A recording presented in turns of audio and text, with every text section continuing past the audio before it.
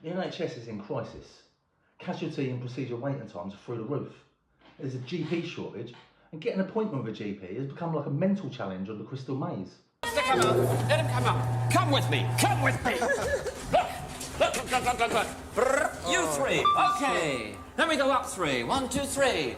Oh, down 4. 1, 1, 2, 3, 4. Oh, now we got left 2. Let's get the hell out of here.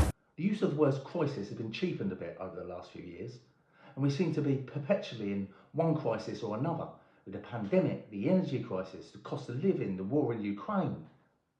But the government and the mainstream media seem to be treating the NHS crisis very different to the others. Push their own personal bias and agenda to control exactly what people think, and this is extremely dangerous to our democracy. This is fucking scary.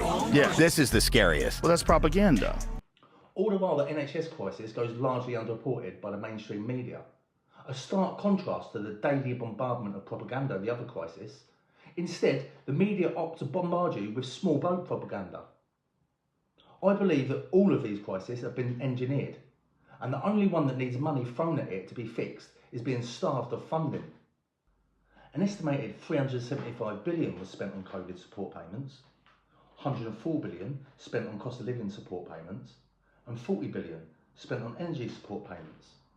Yet over the last 10 years, the NHS has seen its funding cut by 20%, whilst registrations of the NHS has risen by 6 million. To put these figures in perspective, whilst the NHS faces a shortage of GPs, £2 billion would pay the salary of 1,000 GPs for 20 years.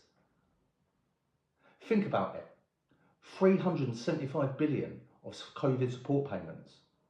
Yet do you know any conspiracy theorists that remain unvaccinated and socialised their way through the entirety of the pandemic, dropped down dead, or even had any illness? Whilst it seemed that only people who were contracting COVID were those that had been vaccinated. Please look up the term mass psychogenic illness.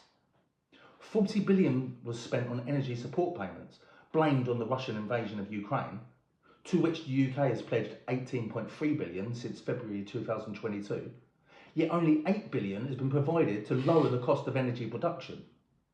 I wonder how many MPs' cousins own newly formed companies that are going to benefit from that scheme. 104 billion was spent on cost of living payments, which mostly was spent on PlayStation and Prosecco. How much of that was spent on reducing the cost of living? All the while the NHS funding is being cut, and you lot are arguing about flags.